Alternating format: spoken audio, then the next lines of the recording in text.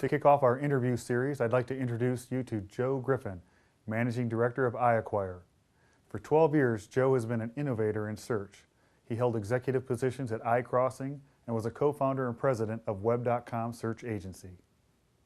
Hi Joe, thanks for joining us today. Thank you for inviting me, Arnie. You bet. So the topic here is the year 2010, and I want to just jump right in and ask you a couple of questions about what you think is going to happen in the year 2010.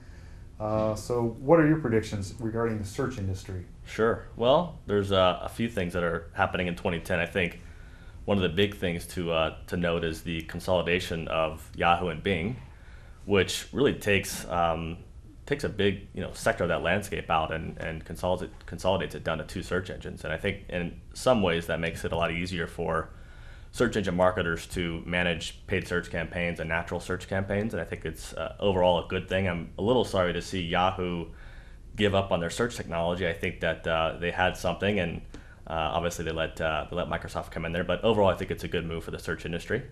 There's also the personalized search results, which have been a pretty hot topic over the last couple of weeks in particular.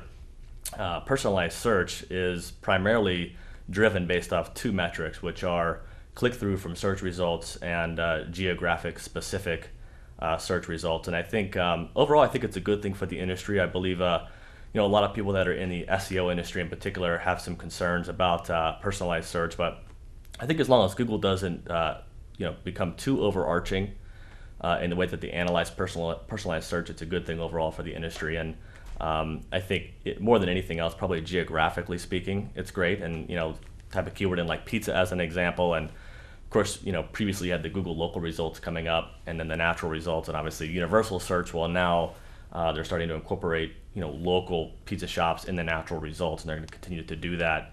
And then they'll also be monitoring your overall click-through activity. If you tend to shop on Amazon or tend to look at classifieds on Craigslist, you might see those websites appearing more frequently in the search results. I think where people have concerns is overreaching on the privacy side. Google states that their toolbar data is anonymous, so I think at this time users shouldn't worry about overall internet activity being utilized and kind of relayed into search results. I don't think that'll be an issue. Certainly down the road they could change those plans if they wanted to. They may feel that by doing that it would improve search results even more, but I think as long as they stay away from that, I think we'll be okay on the personalized search results. Of course, we've got real-time search coming out as well, which is very interesting. I think that'll have an impact, and I think real-time search is a good thing. Well, actually, I was just going to ask you about that. What do you see as an impact of real-time search in the next 12 months? Sure. Well, I think real-time search for me, there's two kind of big areas that I think about when I think about real-time search. Number one is mobile accessibility on the internet, and that's something that's been around for several years, although it's only been rapidly adopted by kind of the masses over the last 2 years. From the iPhone in particular. Of course, the BlackBerry's had internet accessibility, but now it's becoming much more mainstream. People are using the mobile phone as a means to connect to the internet, and that relates specifically into real-time search in the sense that whether it's real-time search results or whether it's being able to access search in real time, it's still both real-time search results. The big kind of recent news on real-time search, of course, is the Twitter integration into Google and Twitter integration into Bing. And I think it's a good thing. Some people think that the Twitter search result integration is not a good thing, but overall I believe it makes a lot of sense, and I like to see what people have to say about something. And using the pizza example again, if I'm in Phoenix and I type in pizza, now I'm going to get local pizza websites in the organic results with tweets about pizza during maybe the last hour, the last day, and I think Google may take it another step and look to integrate some other review websites like Yelp or Angie's List. There's been a lot of talk recently about Google's interest in Yelp, and I don't know if that means an acquisition or some sort of a merger, but certainly with that pizza example, you could see Google integrating those tweets and also integrating reviews about certain restaurants that are pizza restaurants, or that can also be applied to contractors or professional services, and using websites like Angie's List, they can take that information and feed it into Google as well. Gotcha. And this is being actually recorded quite a little bit before the end of the year, but right now there's a little bit of controversy over being able to spam real-time results. Are you concerned about that, or do you think Google's going to get a jump on that? Sure. I think that people will try to spam Google, and I bet in the initial stages there will be a lot of spam. I would think that people will be able to game the system. There's been even some popular blog posts that have been released that specifically tell you how to spam Google with Twitter.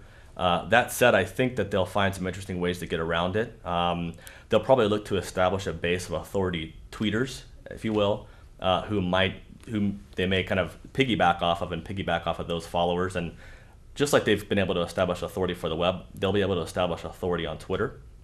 And by establishing that authority, that will significantly reduce the spam that would take place from people who are essentially gaming the system. And this could be by piggybacking off of Twitterers who have an older Twitter account and also have a lot of followers and are following a lot of people. So I think there's are ways they're going to be able to kind of control that. They're also probably also able to control that by analyzing some of the shortening URL programs like Bitly and seeing where those originated from. If those URLs if some of those links in tweets originated from non-trusted or non-authoritative tweeters, I think that it's less likely that those stories will receive mainstream attention in the search results. Whereas if those stories are originated from more mainstream tweeters, then those stories will likely have a better chance of succeeding in the search results. Gotcha. Great information. Well, I have one last question for you. If you could think about just one critical issue facing the search engine marketing space in the year 2010, what do you think that would be? What should people be most focused on or concerned about? I think if you're in the industry, you have to consider all the different changes that are going on. You've got real-time search, universal search, personalized search, consolidation of Yahoo and Bing. You've got the integration of all these feeds now from sites like Twitter, probably Yelp to come soon, potentially Google-based, maybe re-emerging as a product feed more into the search results. So there's a lot to get your arms around, a lot more than even 2 years ago or specifically 5 years ago. So I think people in the industry really need to find a niche. That would be my number one recommendation. And that might mean if you specialize in on-page optimization, you might want to start thinking about picking out a vertical. Maybe it's medical, or maybe it's travel, or maybe it's retail. Or if you're in the paid search side, you may want to specialize in local paid search. There's a huge industry now in Google local paid search. You can even specialize in paid search on the mobile platforms. AdMob. Google recently, bought AdMob for $750 million. It's a $100 million a year company, and so it's a huge industry, mobile advertising. So I think now's the time to pick a niche and focus on a certain area, and that'd be my primary advice for people in the industry. Great, appreciate it. Well, that's all the time we have, and I want to thank you for joining us and being a part of this series and helping us kick it off. You're welcome. Thanks for having me. Thanks, Joe.